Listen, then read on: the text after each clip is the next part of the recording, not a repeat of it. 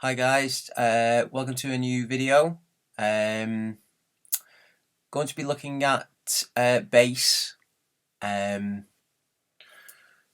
Something what I found out in my own tracks is I did something with my bass and I thought I'd do a quick video about it. Now, this track is pretty old.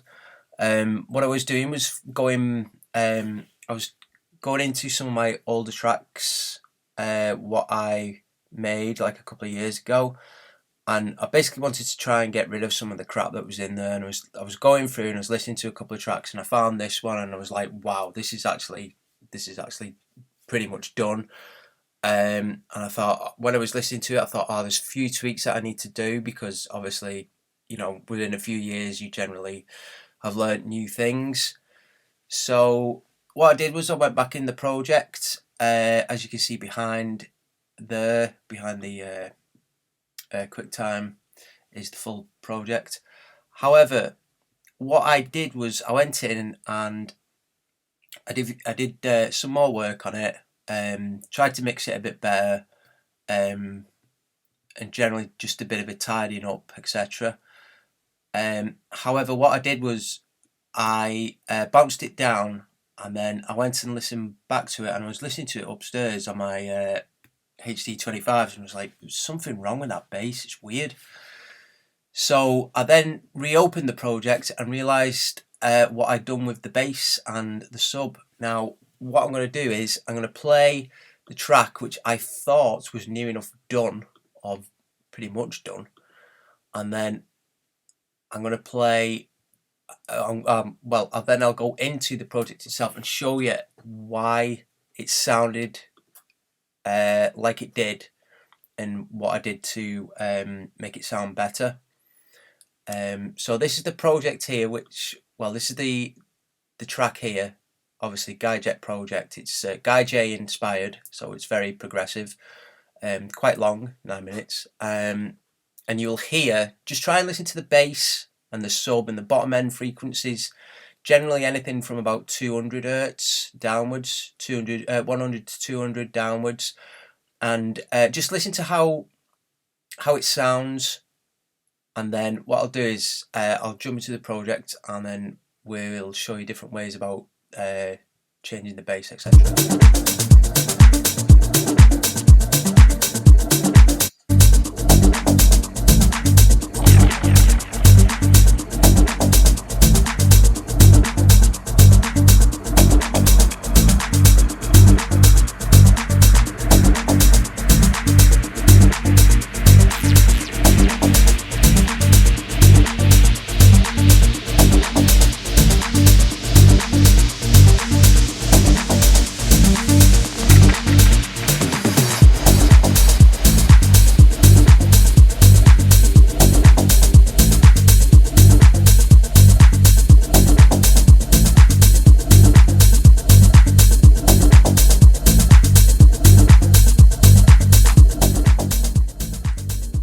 Right. Okay, I'll just stop it. Now, if you listen to that bass line there and the sub bass, everything sounded a bit muddy, and it sounded like, I don't know what it was, but it was like it just sounds a bit muffled and a bit crap, really. So I was like, what the fuck's wrong with it?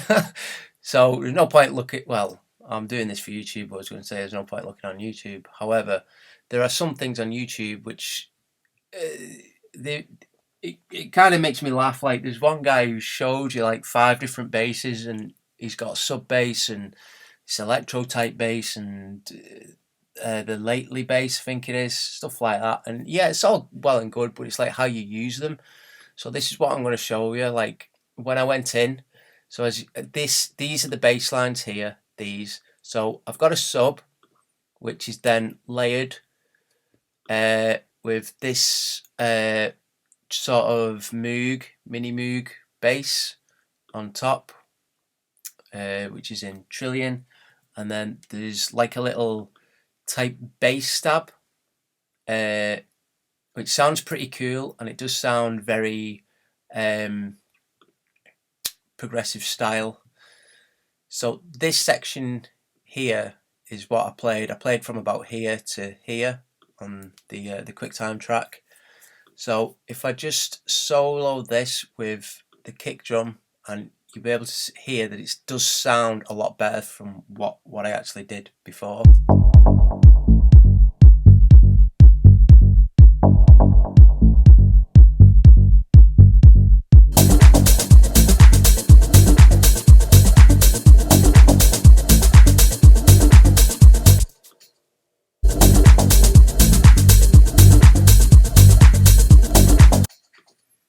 See that this one here, it just sounds like muffled and just a bit rubbish.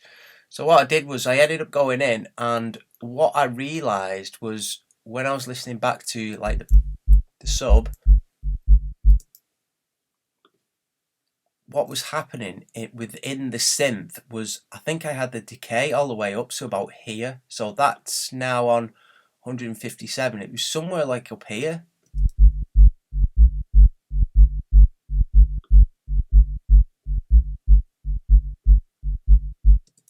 See, just like bringing that decay down and the release. I think the sustain was up a little bit as well, which made it just made it sound like it was all muffled. And when I went into the other one here, this one, I think this one was about the same. So that's 187, and I think it was like up here.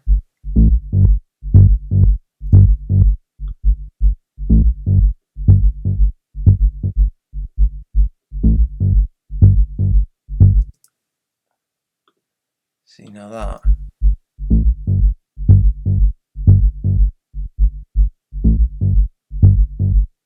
Now it misses the first couple of notes because the synth master one is doing the other notes. So when it's all together,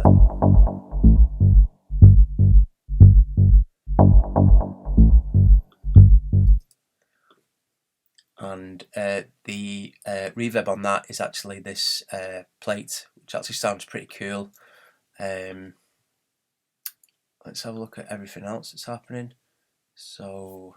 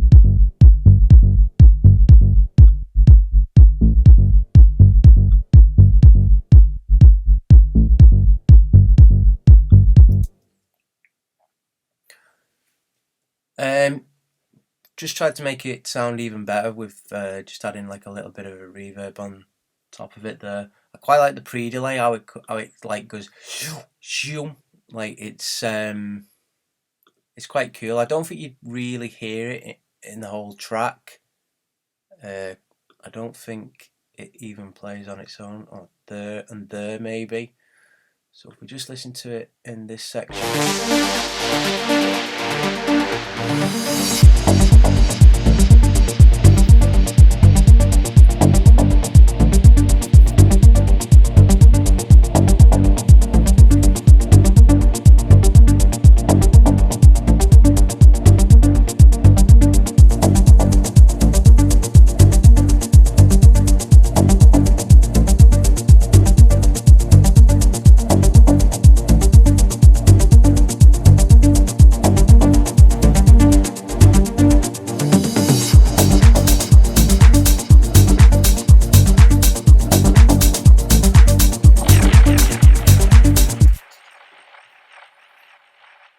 Yeah, I think adding the reverb and the console EQ makes it actually even better in the mix.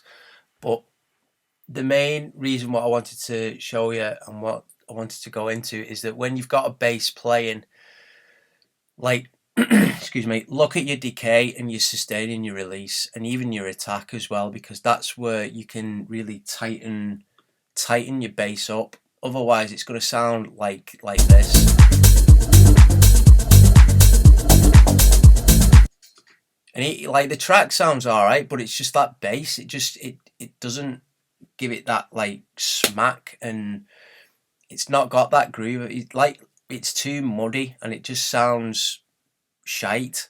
So when you've got a bass playing and you're looking at your bass lines and stuff like that, open your synth first. Like that's one thing that I've learned to do, is to get the core down, like the core basics down. Well, obviously your core basics, but like, you know, your synth, look at your synth first, because in your chain, when you're using Logic, like that's the first thing that you should be looking at. Like, is your decay, sustain and release, and your attack, and is it going through your filter? Yeah, I think that was left like that. You know, if this is where you need to look at, and yeah, I'm using Trillium, but like there's, you know, Synth Master and there's other ones, but here's your ADSR. Like, look at that first and make sure like your notes are hitting the right places in with your synth. So I'm on C3 here. Bear with me 1 second, and then if I look on my controls, I'm down 2 octaves. So is that the right octave? I mean, I think it sounds all right here, but let's have a listen. So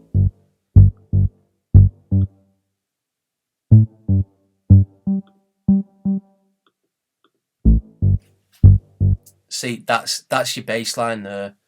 So when you are doing your bass as well, look at where your MIDI's hitting, and then look to see if anything's happening like this in your synth where you've got your octaves, because C3 isn't, I don't think it's really a bass area. You know, you're supposed to be hitting here with your bass, round here. That's why. So like for a rule, if you're like adding bass, look at your octaves first, make sure you're hitting the right octaves, and then look at your ADSR as well. Make sure your bass is nice and tight, because this actually sounds pretty cool when it hits in here, where before it just sounded rubbish.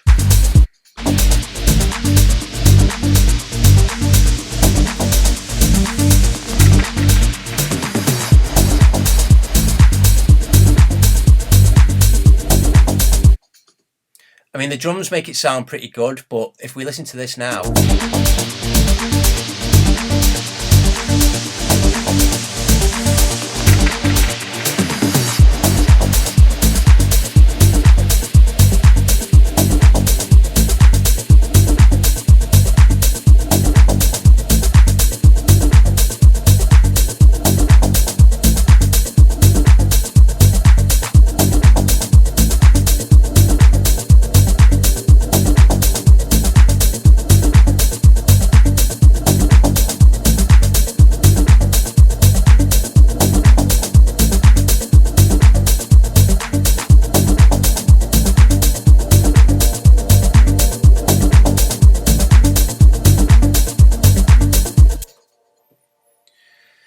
Yeah, so it's just something that I wanted to share when I was going through my own tracks. So that's it really. If there's anything else you'd like me to go through, just let me know. But yeah, just when you're working on your bass, obviously look at your synths and then make sure it's all sounding tight with your kick. So yeah, thank you very much.